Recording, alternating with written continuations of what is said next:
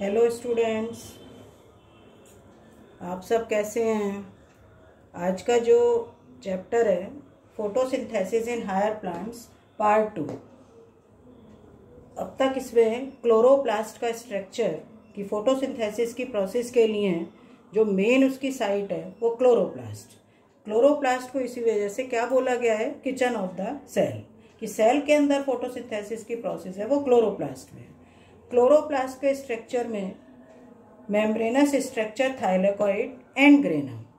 Thylakoid is the structural and functional unit of chloroplast. तो ये जो पहली वीडियो में पूरा क्लोरोप्लास्ट का स्ट्रक्चर डिस्कस हो चुका है, तो इसमें मतलब एक तरीके से उसको मैंने डिस्क्राइब भी पूरा कर दिया है तुमसे। तो यहाँ पर क्या है कि इसमें ये thylakoid membrane structural and functional unit. Why called structural and functional? जितने भी पिगमेंट्स हैं, फोटोसिस्टम है, जो कि फोटोसिस्टम मतलब फोटोसिंथेसिस की प्रोसेस में काम आ रहे हैं, these all are present in thylakoid membrane. The thylakoid membrane has PS1 photosystem 1 जो 700 नैनोमीटर लाइट फोटॉन्स को एब्जॉर्ब करेंगे, मतलब हायर रेंज के लाइट फोटॉन्स को एब्जॉर्ब करेंगे, तो इसको बोला गया PS7। PS2 680 nanometre light photons को एब्जॉर्ब करेंगे, तो ये PS2 लाइट हार्वेस्टिंग कॉम्प्लेक्स, जिसमें एसेसरी पिगमेंट है। एसेसरी का मतलब कैरोटीन्स, कैरोटिनॉइड्स, ये सारे एसेसरीज के अंदर पिगमेंट्स हैं। इनका काम होता है कि लाइट फोटॉन्स को एब्जॉर्ब करके रिएक्शन सेंटर तक भेजना। और वो अभी मैं लाइट हार्वेस्टिंग कॉम्प्लेक्स का एक्सप्लेनेशन चलेगा। पहले यह है कि थाइलेकोइड मेम्ब्रेन के पास क्या क्या है। साइटोक्रोम B6F कॉम्प्लेक्स जो कि इलेक्ट्रॉन कैरियर की तरह काम करता है, और इस साइटोक्रोम B6F कॉम्प्लेक्स से मोबाइल इलेक्ट्रॉन कैरियर जो और मॉलिक्यूल हैं, प्लास्टोसाइनिन जो कॉपर कंटेनिंग है, प्लास्टोक्यूनोन, फेरिडॉक्सिन, इसको शॉर्ट फॉर्म में PQ भी बोलोगे, ये आयरन कंटेनिंग है, एंड फेरिडॉक्सिन। तो इनसे इलेक्ट्रॉन कैरी होके इन पिगमेंट्स में जाएंगे जो कि मोबाइल इलेक्ट्रॉन कैरियर मॉलिक्यूल हैं। एक बीच बीच में थाइलेकोइड मेम्ब्रेन के ऊपर देख रहे हो ये कपलिंग फैक्टर, ये थोड़ी थोड़ी दूरी पर कपलिंग फैक्टर भी हैं। इनका काम होता है coupling factor CF0 CF1 particle. इसमें माइटोकॉन्ड्रिया में इसको क्या बोला था हमने, F0 F1 पार्टिकल। तो कपलिंग फैक्टर का काम, इसके पास ATP सिंथेसिस है, इसका काम होता है ATP formation in light reaction of photosynthesis, means photophosphorylation की लाइट के प्रेजेंस में ATP का जो फॉर्मेशन होगा वो कपलिंग फैक्टर के थ्रू होगा। ठीक है। इसके अलावा फोटोसिंथेटिक पिगमेंट्स हैं। फोटोसिंथेटिक पिगमेंट्स कौन कौन से हैं? Chlorophyll, carotenoids and phycobilins. Chlorophyll का मॉलिक्यूल ग्रीन कलर का है। क्लोरोफिल के टाइप्स हैं chlorophyll A, chlorophyll B, chlorophyll C, chlorophyll D and chlorophyll E। Chlorophyll E Bacillariophyceae जो है वो उसके अंदर कुछ स्मॉल अमाउंट में है। बाकी मैंने पहली वीडियो में किस किस के अंदर कौन सा क्लोरोफिल है ये बता चुकी हूँ। क्लोरोफिल का क्या स्ट्रक्चर है, क्लोरोफिल में कौन सा मिनरल एलिमेंट्स है, तो ये अभी इसको डिस्क्राइब करूंगी। और फिर इसके बाद है कैरोटिनॉइड्स। कैरोटिनॉइड्स में कैरोटीन्स एंड ज़ैंथोफिल।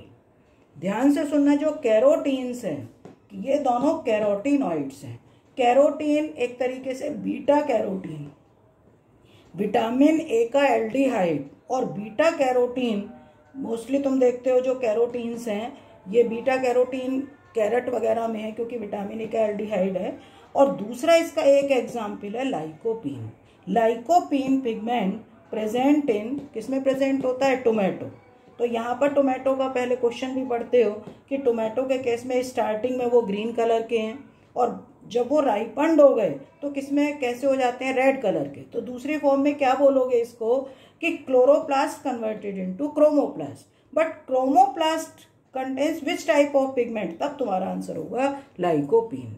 इसी तरीके से हरी मिर्च, ग्रीन चिली, जिसको कैप्सिकम एनम भी बोलते हैं, बॉटनिकल नेम उसका कैप्सिकम एनम है ग्रीन चिली का।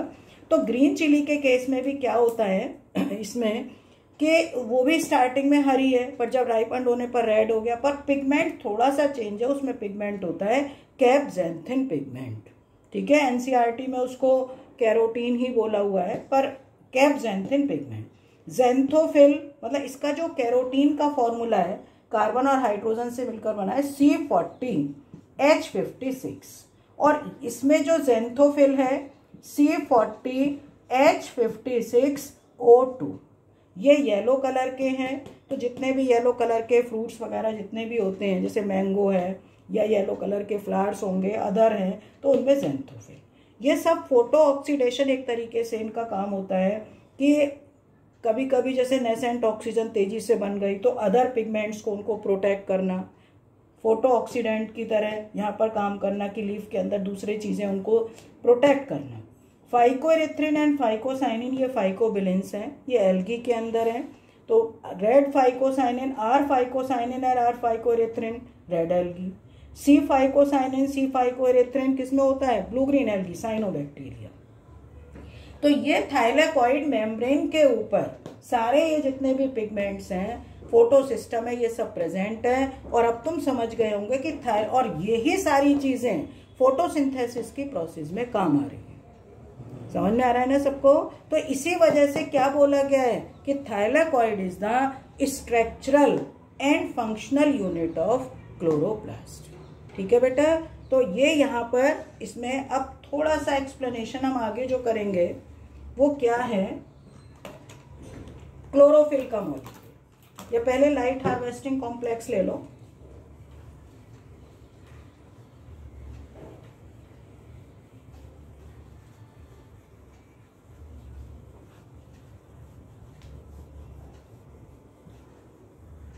Light harvesting complex, light harvesting complex LHC। इसमें एक रिएक्शन सेंटर, ये रिएक्शन सेंटर जो बनता है किसका बनता है? ये क्लोरोफिल ए, क्लोरोफिल ए का रिएक्शन सेंटर है। इसके साथ 100 से भी ज्यादा एक में ये एसेसरी पार्ट होते हैं, और ये एसेसरी पार्ट क्लोरोफिल बी भी है। मतलब जो एसेसरी होंगे, एसेसरी कौन कौन से होंगे?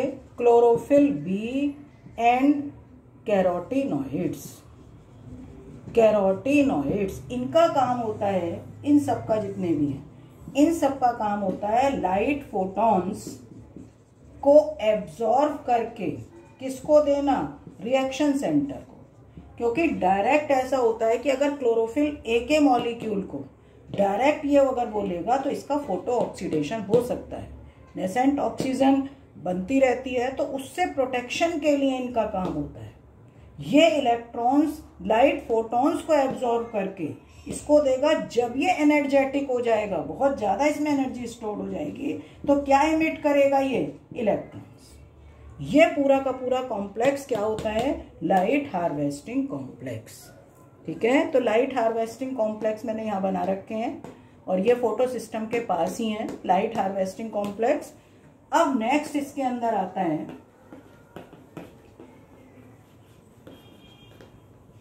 Chlorophyll molecule. नेक्स्ट है chlorophyll, chlorophyll molecule. Chlorophyll molecule green colour के हैं। तुम ये कहोगे कि ये ग्रीन कलर के क्यों हैं? ये केवल ग्रीन कलर को ही रिफ्लेक्ट करेंगे, बाकी जितने भी और रेज आ रही हैं ये विबग्योर विजिबल स्पेक्ट्रम में, विजिबल स्पेक्ट्रम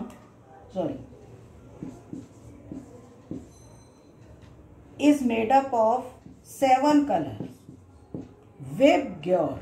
ठीक है, तो इसमें केवल ग्रीन कलर को रिफ्लेक्ट करना, बाकी सब कलर को ये absorb. Violet, indigo, blue, green, yellow, orange, red. ठीक है बेटा, तो अब क्लोरोफिल के मॉलिक्यूल का फॉर्मूला क्या है? क्लोरोफिल ए, इसका फॉर्मूला होता है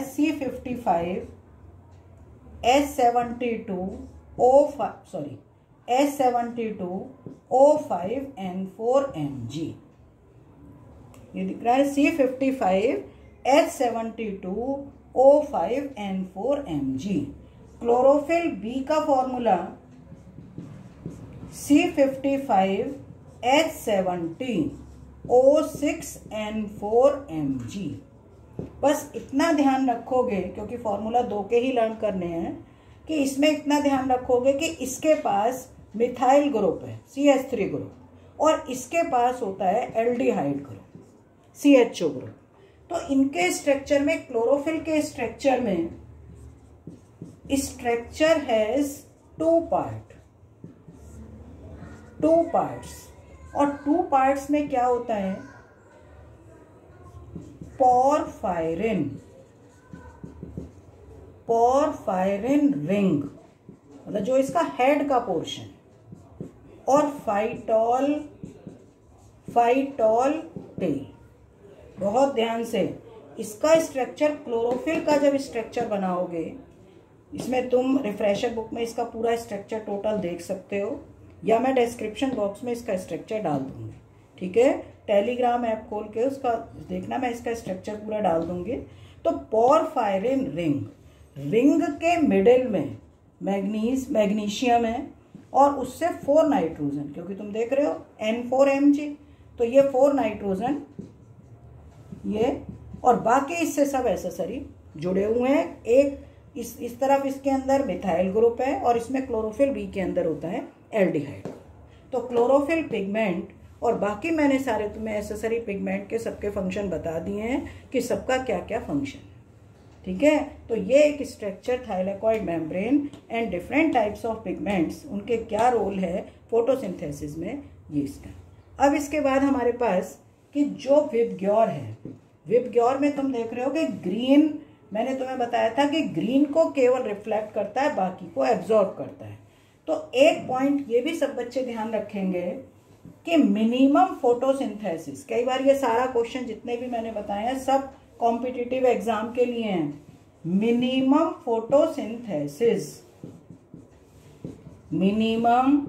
फोटोसिंथेसिस अकर इन ग्रीन लाइट, और मोस्ट ऑफ द फोटोसिंथेसिस किसमें होती है, रेड लाइट, ठीक है। तो इसमें जब हम इसका एब्जॉर्प्शन स्पेक्ट्रम को तुम देखोगे, और यहां पर ये देख रहे हो विबग्योर,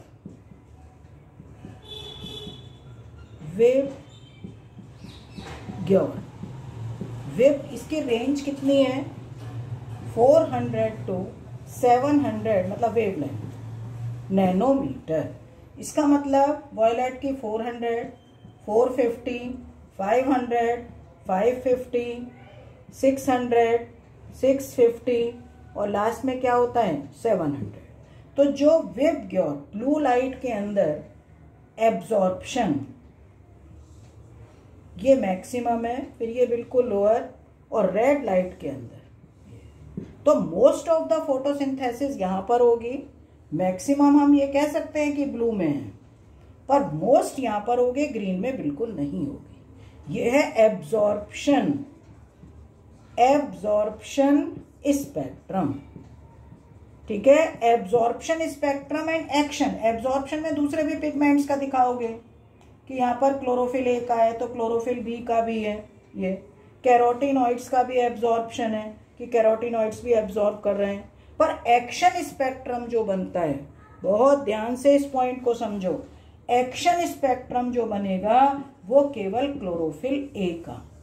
क्यों? क्योंकि फोटोसिंथेसिस की प्रोसेस में एक्टिव रोल, एनर्जेटिक होकर इलेक्ट्रॉन्स को एमिट करना, रिएक्शन सेंटर, वो सारा काम किसका होता है? क्लोरोफिल ए का। बाकी सारे मैंने अभी बताया है कि बाकी सारे जितने भी होंगे वो सब एसेसरी पिगमेंट हैं। क्लोरोफिल ए के मॉलिक्यूल को फोटो ऑक्सीडेशन, सोलराइजेशन, उससे इसको ये प्रोटेक्ट करते हैं। पर तुम ये मत कहना कि केवल क्लोरोफिल ए ही मॉलिक्यूल काम कर लेगा, नो। बाकी एसेसरी पिगमेंट जो साइड वर्क कर रहे हैं वो ये काम नहीं कर सकता। तो इसलिए लाइट फोटॉन्स को एब्जॉर्ब करके क्लोरोफिल ए के मॉलिक्यूल को देना, वो सारा काम क्लोरोफिल बी के मॉलिक्यूल एंड कैरोटीनॉइड्स। ठीक है बेटा, तो ये सारा इसका बेसिक है। अब जो क्वेश्चन स्टार्ट होता है, मतलब अगला टॉपिक है, next topic mechanism of photosynthesis. अगला न्यू टॉपिक है mechanism of photosynthesis. Process of photosynthesis completes in 2 steps. First is light reaction. Light reaction discovered by Robert Hill, so called Hill reaction. और इसके अंदर change भी है कि light के presence में सोलर एनर्जी को चेंज करना है, तो इसलिए इसका नाम है फोटोकेमिकल रिएक्शन। 3 नाम है इसके, photochemical reaction. Second one is dark reaction. Dark reaction discovered by Blackman, so called, ये ब्लैकमैन ने डिस्कवर की थी, सो कॉल्ड ब्लैकमैन्स रिएक्शन। अब क्वेश्चन एक बार ये आया था नीट में, कभी बहुत सारे क्वेश्चन तो बिल्कुल सिंपल ही डाल देते हैं कि डार्क रिएक्शन डिस्कवर्ड बाय, मतलब बाय ए ब्लैकमैन या बाय ब्लैकमैन, और ऑप्शन भी थे, तो ये मत करना बाय ए ब्लैकमैन, ये तो हमें थोड़ी पता है काला या गोरा है। बाय ब्लैकमैन साइंटिस्ट का नेम है ये। ठीक है, तो लाइट रिएक्शन, अब इसमें तुम ये कहोगे कि light reaction and dark reaction दो में ये कंप्लीट हो रहा है। लाइट रिएक्शन के अंदर क्या होगा कि लाइट फोटॉन्स को एब्जॉर्ब करना, वाटर का फोटोलाइसिस ऑफ वाटर होगा, ऑक्सीजन का रिलीज होगा, और जितनी भी एसिमुलेटरी पावर एनर्जी के source NADH plus HIN plus ATP का फॉर्मेशन, यानी कि इसके अंदर लाइट रिएक्शन में फूड का फॉर्मेशन नहीं होगा। फूड का फॉर्मेशन किस में होगा? Dark reaction. डार्क रिएक्शन जो होंगी, ये डार्क रिएक्शन में जितने ये रॉ मटेरियल बने हैं कि एनर्जी का सोर्स है, CO2 को लीफ बाहर स्टोमेटा के थ्रू लेंगे, वाटर भी होगा, एब्जॉर्ब होगा रूट्स के थ्रू, पर इसके अंदर energy source NADH plus HIN plus ATP जो लाइट रिएक्शन के अंदर बनी है वो फूड सिंथेसिस में काम आएंगी और तब फूड का फॉर्मेशन होगा। तो लाइट रिएक्शन, अगर तुम क्लोरोप्लास्ट के इसमें देखते हो कि light reaction takes place in granum, ये ग्रेनम में, और dark reaction it takes place in stroma. ठीक है बेटा, ऐसा क्यों? क्योंकि लाइट रिएक्शन यहाँ पर जो लाइट फोटॉन्स को एब्जॉर्ब करने का काम है वो करता है क्लोरोफिल, और क्लोरोफिल के मॉलिक्यूल किसमें है? क्वांटासोम में, तो ये ग्रेनम के ऊपर है, तो ये लाइट रिएक्शन हमेशा किसमें होंगी? लाइट की प्रेजेंस में होंगी और ग्रेनम में होंगी। Dark reaction is independent of light. अब ये मत कहना कि डार्क में होंगे कि पूरे दिन ये रॉ मटेरियल बन चुका, नाइट का इंतजार हो रहा है कि नाइट में होगा। No, dark reactions are independent of light. जैसे ही लाइट रिएक्शन कंप्लीट हुई, डार्क रिएक्शन स्टार्ट। इसको फर्क ही नहीं पड़ता कि लाइट प्रेजेंस है या एब्सेंट है, they are independent of light. ठीक है, तो आज के टॉपिक में बस इतना ही, इसका डिस्क्रिप्शन नेक्स्ट वीडियो में। और तुम लोगों को ये सारा टॉपिक कैसा लगा? अगर अच्छा लगा हो तो वीडियो को लाइक जरूर करना और शेयर जरूर करना, जिससे ये हो कि सभी बच्चों को, जो बायो के स्टूडेंट्स हैं, सबको ही इससे बेनिफिट मिले। अब इसमें जैसे 2 बार से चल रहा है कि इसको वीडियो को मुझे लास्ट करने के लिए थोड़ा सा मैं जनरल बताती हूँ। तो कल भी कुछ बॉटनिकल नेम की बात हुई थी, पर सबसे पहला आज का एक मंत्र है कि जितने भी स्टूडेंट्स हैं, सब स्टूडेंट्स को पढ़ाई करते समय अपने को किस फेस में, मतलब रख के अपने फेस को किस डायरेक्शन में करके पढ़ाई करनी है, तो ईस्ट नॉर्थ डायरेक्शन हमेशा ध्यान रखना। उससे कंसंट्रेशन बनेगा और जो भी हम पढ़ते हैं वो हमारे ब्रेन में स्टोर्ड होंगे, तो हमेशा के लिए वो याद हो जाती है। पहला मंत्र। दूसरा, जो बॉटनिकल नेम की बात चल रही थी, अभी तक मैंने 4 to 5 बता चुकी हूँ।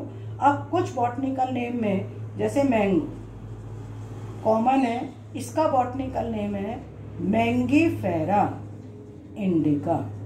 क्या बॉटनिकल नेम है? मैंगीफेरा इंडिका, मैंगो का बॉटनिकल नेम। एक होता है पपाया, हर सब बच्चे पपीता नहीं खाते हैं पर फिर भी बॉटनिकल नेम जब खाएं तो इसका याद करें, कैरिका पपाया। इसका बॉटनिकल नेम क्या होता है? Carica papaya. एक इसमें किसका करोगे? Musk melon. Musk melon, musk melon का बॉटनिकल नेम है Cucumis, Cucumis melo. Watermelon, watermelon का बॉटनिकल नेम है सिट्रोलिस वल्गैरिस। ठीक है, बहुत से बच्चों को लीची भी पसंद है। लीची का बॉटनिकल नेम होता है लीची चिनेंसिस, चिनेंसिस। बस आज के लिए इतना ही। ये सब बॉटनिकल नेम एक बार फिर रिपीट कर रही हूं मैं। मैंगो का मैंगीफेरा इंडिका, पपाया का Carica papaya, Musk melon कोकोमिस melo, watermelon का सिट्रोलिस वल्गैरिस और लीची का होता है लीची चिनेंसिस। ठीक है, तो आज के लिए बस इतना ही है और सब इनको ध्यान से पढ़ेंगे। ठीक है बेटा, थैंक यू सो मच।